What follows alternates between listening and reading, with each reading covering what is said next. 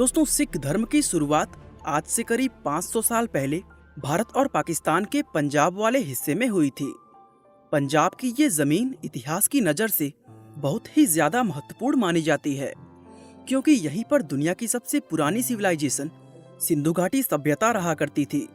इस जगह पर हिंदू, मुस्लिम और जैन सभी धर्मों ने अपनी अलग अलग छाप छोड़ी है, जिसके चलते पंजाब का कल्चर हमेशा ही काफी विविध रहा है और इस डाइवर्स कल्चर का असर आज भी सिखों पर देखने को मिलता है।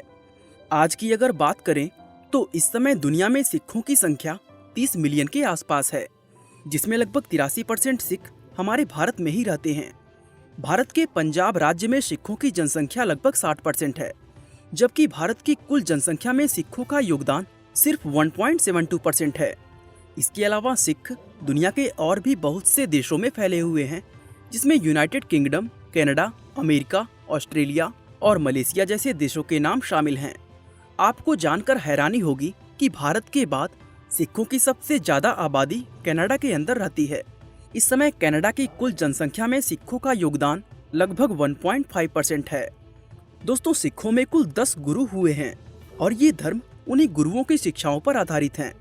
इस धर्म में सभी गुरुओं का अपना अलग अलग महत्व है, लेकिन इनमें सबसे ज्यादा महत्वपूर्ण गुरु नानक को माना जाता है, जो सिखों के पहले गुरु होने के साथ इस धर्म के फाउंडर भी हैं। गुरु नानक का जन्म सन 1469 में पंजाब के ननकाना साहिब शहर में हुआ था, जो इस समय पाकिस्तान का हिस्सा है। उनके बारे में बताया जाता है कि वे जन्म से ही काफी अलग थे। दरअसल बचपन में वह वयस्क आदमी की तरह भारी आवाज में हंसते थे और उनकी यही चीज उन्हें दूसरे बच्चों से अलग बनाती थी। बड़े होने के बाद गुरु नानक सुल्तानपुर चले गए और वहां शाही भंडार के देखरेख की नौकरी करने लगे। इस नौकरी के दौरान वह लोगों के अंदर फैली हुई बुराई, भ्रष्टाचार, ऊंच नीच और जातिवाद को देखकर काफी दुखी होते थे। एक दिन वह सुल्तानपुर के पास एक नदी में नहा रहे थे कि तभी उनके साथ एक चमत्कारिक घटना हुई। वो नहाते नहाते अचानक ही भगवान के पास पहुंच गए और भगवान से बात करके 3 दिन बाद लौटे। लौटने के बाद वे लोगों को इस घटना के बारे में बताने लगे। उन्होंने कहा कि दुनिया में कोई भी व्यक्ति हिंदू, मुसलमान या ईसाई नहीं है। ये बात उन्होंने इसलिए कही थी क्योंकि वह दुनिया के सभी लोगों को एक समान देखना चाहते थे। गुरु नानक के बाद इस धर्म में 9 गुरु और आए और इन सभी गुरुओं ने लोगों को एक भगवान और सभी इंसानों के एक समान होने का संदेश दिया। गुरु गोविंद सिंह इस धर्म के 10वें और आखिरी गुरु थे, जिन्होंने खालसा सिखों को 5 चीजें केश, कंघा, कड़ा, कछेड़ा और किरपान हमेशा पहनने और अपने पास रखने को कहा था, और इसका पालन करने वाले बहुत से सिख आपको आज भी दुनिया के अंदर दिख जाएंगे। साथ ही उन्होंने सिखों के धार्मिक ग्रंथ गुरु ग्रंथ साहिब को पूरा करके उसको अंतिम रूप दिया था, और आज सिखों में यही ग्रंथ आखिरी जीवित गुरु के रूप में जाना जाता है। इस ग्रंथ के पहले 2 शब्द एक ओंकार है, जिनका मतलब ये है कि ईश्वर केवल एक है और वही सबसे बड़ी और सबसे सच्ची वास्तविकता है। एक ईश्वर में विश्वास होना सिख धर्म की सबसे बड़ी और सबसे महत्वपूर्ण आस्था मानी जाती है। सिखों का मानना है कि ईश्वर का ना तो कोई रूप है और ना ही कोई आकार, ना वो स्त्री है और ना ही पुरुष। वो हर जगह हर चीज में मौजूद है, जिसको शब्दों में बयां करना असंभव है। गुरु नानक हमेशा इस बात पर जोर देते थे कि एक ईश्वर को कई अलग अलग तरीकों से समझा जा सकता है। किसी के लिए ईश्वर भगवान विष्णु हो सकते हैं, तो किसी के लिए अल्लाह या फिर कोई भी अन्य नाम जिसमें लोगों की आस्था हो, वो भी गुरु नानक का ईश्वर हो सकता है। इसलिए किसका भगवान सच्चा है और किसका भगवान झूठा, लोगों को इस बात पर लड़ना नहीं चाहिए। दोस्तों, सिख धर्म लोगों के कर्मों के अनुसार उनके स्वर्ग और नर्क में जाने पर आधारित नहीं है, बल्कि इस धर्म में पृथ्वी पर इंसानों के जीवन को ही नर्क माना जाता है, क्योंकि उनके अनुसार इंसान मरने के बाद अपने कर्मों के आधार पर अलग अलग रूपों में बार बार जन्म लेता है। ये एक जाल की तरह है जिसमें हर इंसान मुक्त होना चाहता है। इसलिए सिख धर्म में हर व्यक्ति का लक्ष्य अपनी आत्मा को ईश्वर से जोड़कर पुनर्जन्म के इस चक्र से मुक्त होना है, और ऐसा तभी संभव है जब एक इंसान खुद को अहंकार से पूरी तरह मुक्त कर लेगा। दोस्तों, सिखों में इसको मुक्ति प्राप्त का रास्ता कहते हैं, जो कि हिंदू धर्म में मोक्ष प्राप्ति के समान है। दोस्तों, सिखों का ऐसा मानना है कि इंसान माया के जाल में फंसकर ईश्वर से दूर हो जाता है। आपकी जानकारी के लिए बता दें कि जो भी चीज इंसान को ईश्वर से दूर करती है वो माया कहलाती है। गुरु नानक कहते हैं कि माया ईश्वर और इंसान के बीच मौजूद एक दीवार है जो 5 चोरों से मिलकर बनी हुई है। इन 5 चोरों के नाम हवस, क्रोध, लालच, लगाव और अहंकार है। और ये हर एक सिख का कर्तव्य है कि वो इन 5 चोरों से मुक्त होकर अपना जीवन बिताएं, क्योंकि जब तक वह इन 5 चोरों को नहीं छोड़ता तब तक उसको मुक्ति नहीं मिलती है। गुरु नानक कहते थे कि दुनिया में जितनी भी परेशानियां और मुसीबतें आते हैं वो सभी इंसान के अहंकार और माया की वजह से होते हैं। वो कहते हैं कि जो भी व्यक्ति माया के चक्र में फंसकर अपना जीवन बिताता है, सिखों में उसको मनमुख कहा जाता है।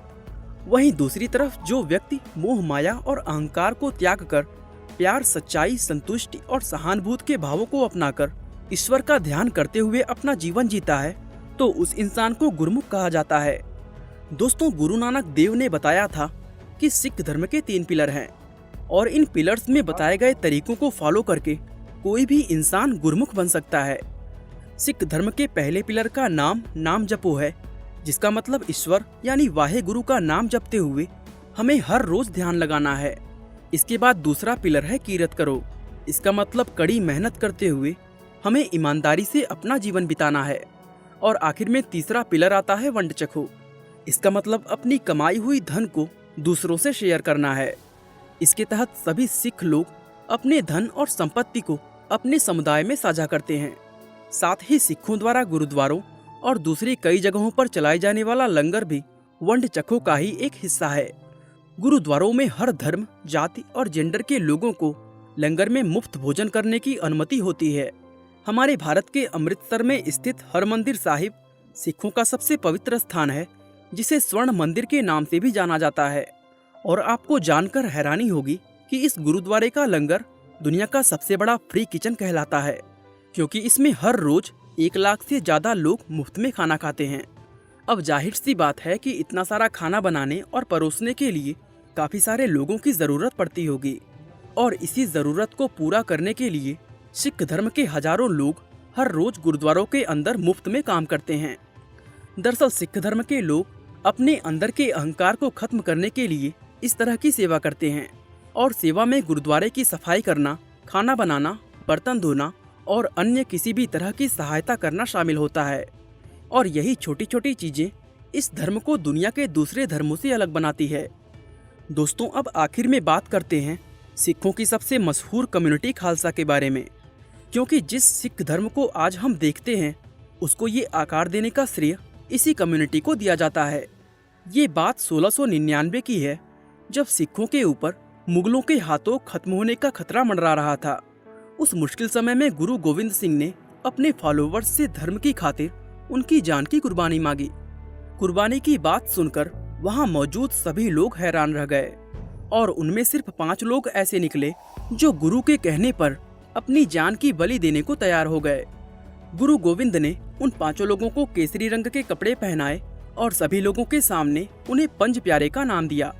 इसके बाद गुरु गोविंद सिंह ने उन्हें एक प्याले में मीठा पानी दिया, जिसको अमृत कहा जाता है।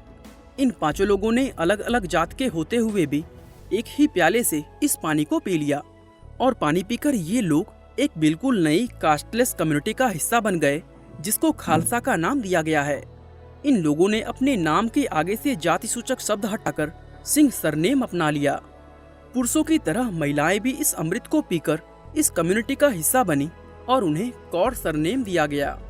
इस तरह सिखों की एक बिल्कुल नई कम्युनिटी अस्तित्व में आई, जिसने पूरे सिख समाज को जोड़कर एक परिवार की तरह बना दिया।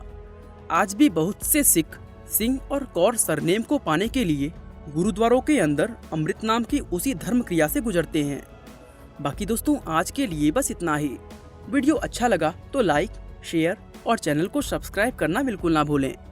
आपका बहुमूल्य समय देने के लिए बहुत बहुत धन्यवाद।